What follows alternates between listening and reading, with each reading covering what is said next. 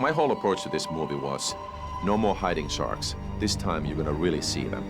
And to accomplish that, I realized that I had to build animatronic sharks with airplane technology, where these sharks actually move underwater, completely remote controlled, on their own power, moving their tails, their gills move, their eyes move, jaws move, and so on. The real challenge was that this movie is not a supernatural outer space movie or a fantasy about creatures that don't exist anymore. This is about sharks, and we've seen sharks on Discovery Channel. We know what they look like, and these had to be completely convincing. So first of all, the animatronic sharks had to be built really well. It took about 8 months to create them. We always had faith in Walt Conti, who built Free Willy and Anaconda. We were working with Walt from the beginning, drawings, through the models, through the construction, through the testing. One day, we were walking the Aquatica set, figuring out some camera angles or something, and the tiger shark swam by. And at first, we all just, because we're jaded movie people, looked down and said, "Oh, I got a tiger shark." And then somebody like, is that what, you know, I thought we were going out to sea to shoot sharks, and then Walt walked by with this little remote control, you know, going, "Pretty cool, huh?" We always start by like immersing ourselves in video. It's like we look at, for weeks, we just look at every single thing that's been shot on sharks, and we actually look at it frame by frame by frame to try to analyze the motion. Because it's all about capturing that motion and the kind of the personality or essence of what a shark is. Like a shark is all about teeth. And getting the teeth right was really, really important. That coupled with the jaws. Up to this day, everyone kind of makes these jaws that move together. The shark's jaws actually float in their skull. They have a very peculiar, very specific kind of motion.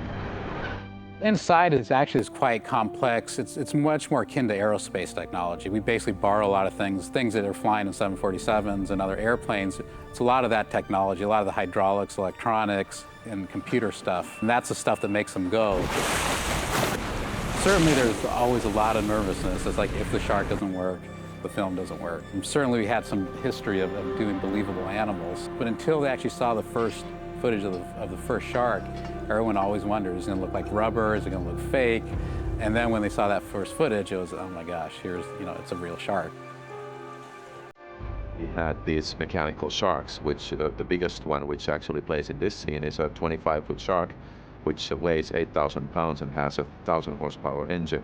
So when you imagine this kind of an 8,000-pound animal moving 35 miles an hour underwater, it's real precision work, because it's like a big runaway truck and you don't want it to go to the wrong place.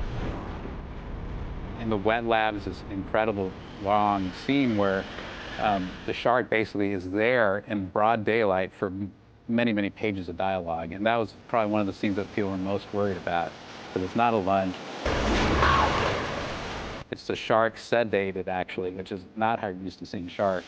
So that was probably one of the biggest challenges, just from like believability. She's sleeping like a baby. Those sharks are just as dangerous as real sharks, because they're the power of them is so incredible. So they can actually kill you. The computer actually is used to record moves, so we're able to create this performance in this very specific lunge where it's biting off an actor's arm and ripping it off in one take. 3, 2, 1, action.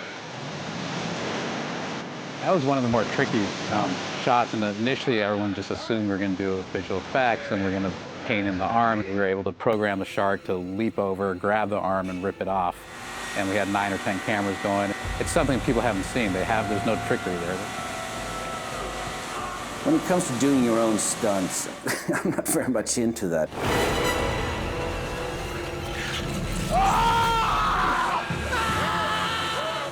The first time I saw one of those electronic sharks, I thought it was a real one. Oh, here we go.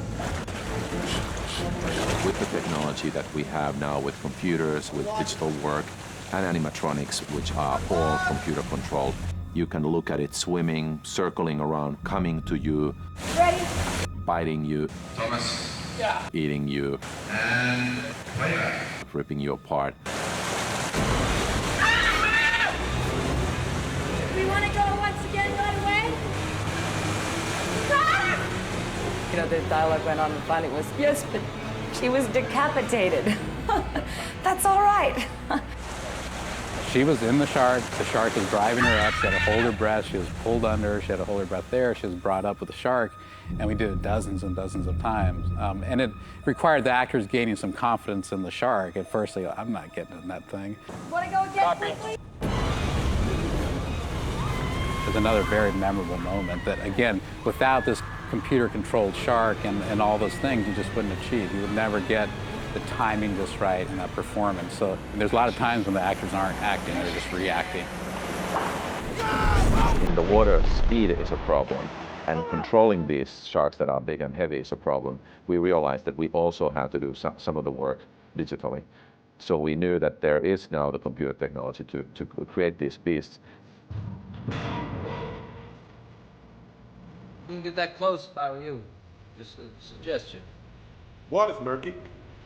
Mike, make? We're not scheduled to kill Sam Jackson's character in that particular scene, but once again, it turned out that the shark, being as big and powerful as it is, and the state of that particular set, which was built cantilevered over a 40-foot deep tank, made it sort of very, very dangerous for the shark to actually jump out of the water and bite Sam. So we opted for safety again, which, you know, sometimes a bummer. Sam would have done it. He's a trooper. I enjoy working with Rennie. He always taxes us in very physical ways. I tended to forget that. I mean, all of a sudden, when they said, okay, you're shooting in Mexico, I was like, cool. Mexico, hot, it's gonna be all right. Weather's gonna be nice, probably a nice golf course around. And the uncomfortability of the shoot never occurred to me. It's like when I read it, it didn't read as wet as I'd been. It read a lot drier. And now it's like, okay, you're also soaking wet running down a hallway. You're also getting, you know, bombarded by tons of water. It's like, wait a minute. I never saw all this when I was reading it. It's just kind of something's changed in the translation of being here, you know, of going from the page to getting here.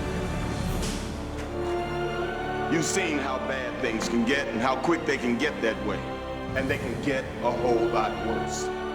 We're gonna have another CG shark leap up out of the pool in mid-sentence, grab Sam basically by the head and shoulders and yank him underwater. First, we're gonna seal off this movie. It's very much the same technology they used in movies like Jurassic Park, where they actually create a 3D, completely living, breathing, moving shark in the computer. I challenge anybody to tell me what is real, what is not, how different things were done, because obviously now that I'm telling you that this one is here to CG, you'll know that, but we'll know one shot. But anything else, take a guess.